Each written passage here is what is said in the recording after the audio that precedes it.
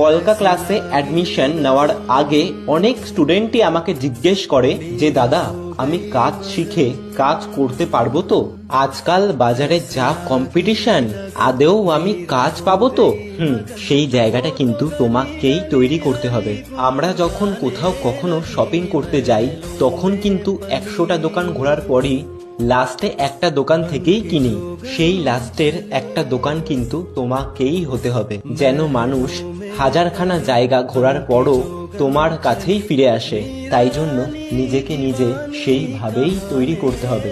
জানো তার জন্য কি কি দরকার?